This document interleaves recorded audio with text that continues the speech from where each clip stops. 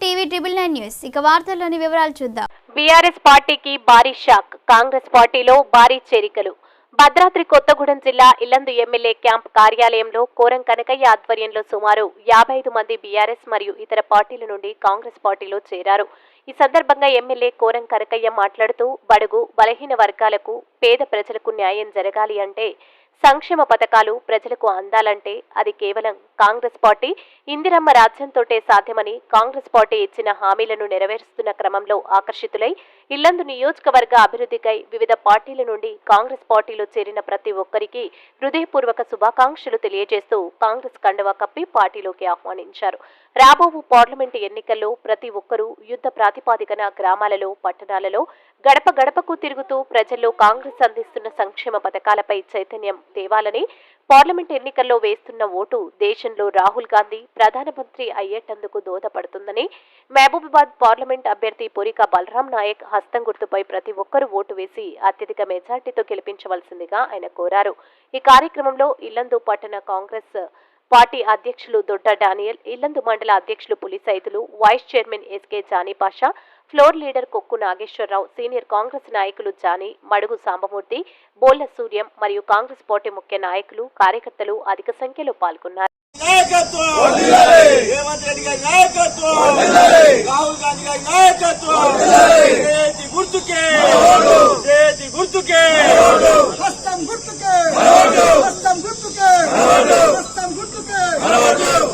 కాంగ్రెస్ పార్టీగా చేరబోతున్న అందరికీ కూడా ముందుగా శుభాకాంక్షలు.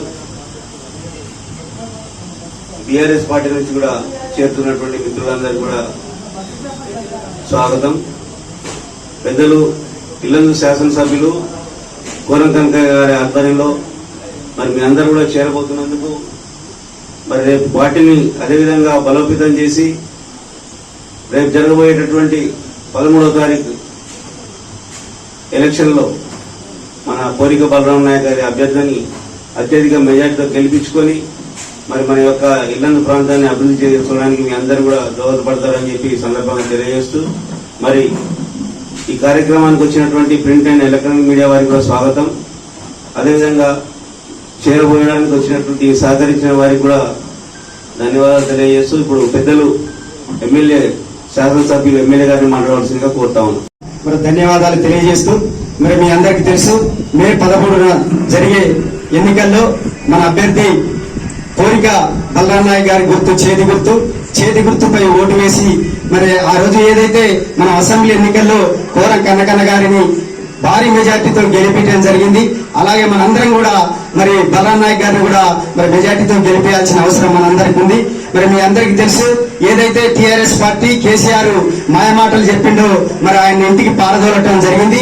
ఇలా మోడీ గారు కూడా మరి మాయమాటలు చెప్పి ఆయన కూడా మరి మన గవర్నమెంట్ మీద అవాకులు చవాకులు పేలుతాడు కాబట్టి మరి ఆయనని కూడా ఇంటికి పంపించే పరిస్థితి ఉంది. కాబట్టి మీరు అందరూ కూడా బాగా అర్థం చేసుకొని మన రాహుల్ గాంధీ గారిని ప్రధాని చేసి మనందరం కూడా మరి కాంగ్రెస్ పార్టీ గెలిపిస్తే మనకి రేపు రాబోయే రోజుల్లో కేంద్రంలో రాష్ట్రంలో మనం ఉంటాం కాబట్టి మనకు అన్ని పనులు కూడా మంచిగా జరుగుతాయని మీరు అందరూ కూడా బాగా అర్థం చేసుకొని మరి రేపు మే 13న జరిగే ఎన్నికల్లో మరి కాంగ్రెస్ పార్టీ అభ్యర్థి మన బలరాం నాయక్ గారి చేతి గుర్తుపై మీ యొక్క అమూల్యమైన ఓటు వేసి భారీ మెజార్టీతో గెలిపిస్తారని ఆశిస్తూ సెలవు తీసుకుంటున్నాం. కాంగ్రెస్ పార్టీ ఇచ్చిన సంక్షేమ పథకాలు చూసి పార్టీలో చేరడానికి వచ్చినటువంటి మరి మిత్రులు అన్నలు తమ్ముళ్ళందరూ కూడా స్వాగతం సుస్వాగతం పలుకుతూ మీరు గెలిచి తిరిగేటువంటి ప్రాంతాల్లో అందరూ కూడా చేతి గుర్తుకు ఓటు వేయాలి. బలరాం నాయక్ గారిని గెలిపించి అక్కడ దేశంలో రాహుల్ గాంధీ గారిని ప్రధాని చేసే అవకాశం ఉంటుంది. ఈ ఓటు రాహుల్ గాంధీకి వేసినట్టు ఉంటుందని చెప్పి ప్రజలకు విస్తృతంగా ప్రచారం చేయాల్సిన అవసరం ఉందని చెప్పి విజ్ఞప్తి చేస్తా ఉన్నా.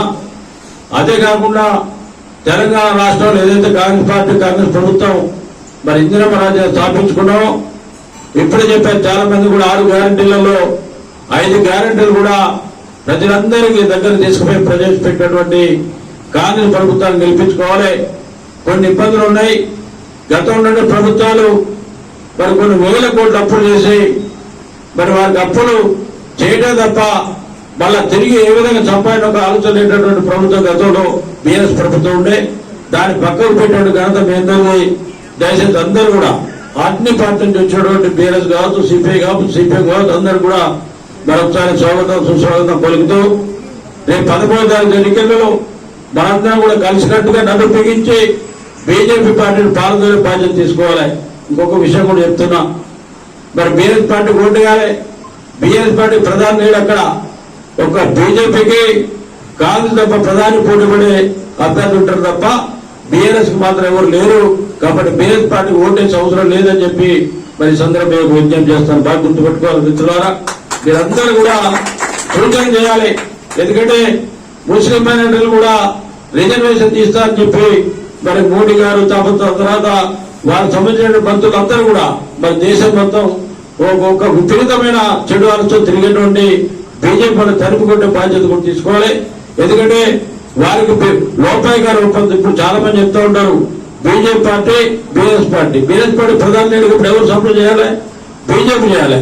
కాబట్టి బీఆర్ఎస్ పార్టీకి ఓటేసే అవసరం లేదు, వేయకూడదని చెప్పి విజ్ఞప్తి చేస్తూ సెలవు తీసుకుంటున్నా. జై కాంగ్రెస్. చేతి గుర్తుకే. నమస్కారం. వార్తలు ఇంతటితో సమాప్తం. మళ్ళీ తిరిగి ప్రసారం అయ్యే టీవీ 9 న్యూస్ లో కలుద్దాం. అంతవరకు సెలవు.